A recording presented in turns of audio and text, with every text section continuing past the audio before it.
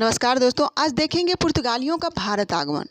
जैसा कि हम सभी जानते हैं कि भारत में आने वाले यूरोपियों में सबसे पहले स्थान जो है वो पुर्तगाली को आता है। वह 27 मई 27 मई 1498 को 1498 को वास्को द गामा जो है भारत आया था और जमोरी ने वहाँ पर स्वागत किया। और वास्को द गामा जो है सबसे पहले कहाँ पहुँचा था? कालीकट। और कालीकट के राजा कौन था? जमोरिन। जमोरिन से वास्को द गामा जो है अनुनय विनय करके व्यापार करने की अनुमति मांग लेता है। और जब वास्को द गामा भारत आया था उस समय उससे पहले जो है वहाँ पर अरब व्यापारी वहाँ पर रह रहा था और वास्को द गामा का जो है आना उसे अच्छा नहीं लगा। उसने उसका विरोध भी किया, लेकिन ये पुर्तगाली जो है विरोध करने के बाद भी जो है अपना कोठी बना लिए। कहाँ पर? कालीकट, कोचीन में और कन्नौर में इन्होंने अपना व्यापारिक केंद्र स्थापित कर लिया और कालीकट में जो है किलाबंदी भी करने लगा और साथ में वो अरब को जो है नीचा दिखाना भी शुरू कर दिया। लेकिन अरब जो था वह डट के उसका जो है विरोध करना चाहता था, विरोध किया भी। उसी समय क्या हुआ कि कोचीन का जो शासक था वह कालीकट का जो है राजा जमोरिन का शत्रु था और पुर्तगालियों ने जो कि दक्षिण भारत के राज्यों से खास करके विशेषतः कोचीन के शासक था उससे अपना मेलजोल बढ़ाना शुरू कर दिया। और इससे जो है जमोरिन क्षुब्ध हो गया, क्योंकि सबसे पहले जमोरिन ने ही जो है उसका स्वागत किया था पुर्तगाली को। और इससे क्षुब्ध होकर के जमोरिन ने क्या किया, कोचीन में जो पुर्तगाली का केंद्र था ना उस पर जाकर के आक्रमण कर दिया और वह इस आक्रमण में पराजित हो गया और इससे जो है पुर्तगालियों की धाक जम गई। भारत में पुर्तगालियों का जो पहला गवर्नर था वह द अल्मेडा था। कौन था? अल्मेडा। यहाँ पर आप अल्लू से जो है अल्मेडा याद रख सकते हैं।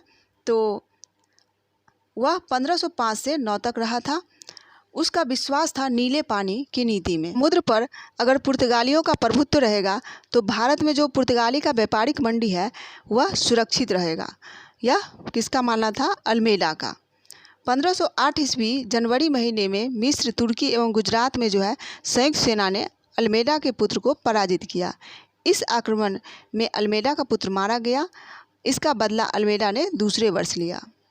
उसने 1509 में फरवरी में अल्मेडा से जो है तुर्की, मिस्र एवं गुजरात के संयुक्त बेड़े को दीव में पराजित कर दिया।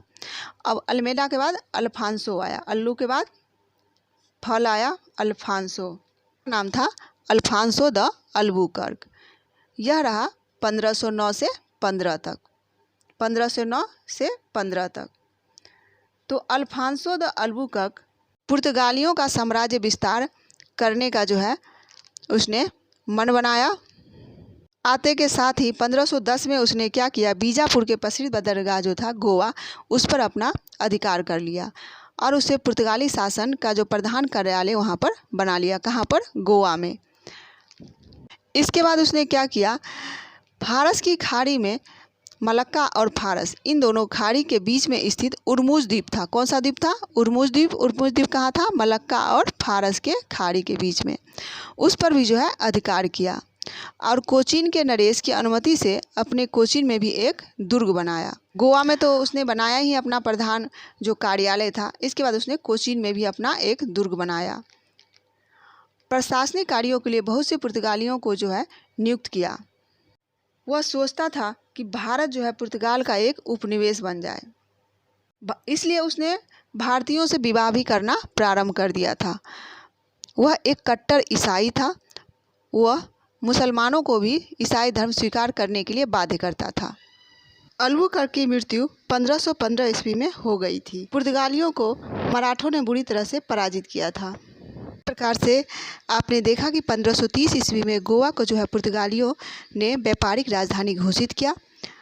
डचों एवं अंग्रेज़ों के आगमन के बाद पुर्तगालियों की सत्ता गोवा, दमन, दीव में जो है सिमट कर रह गई।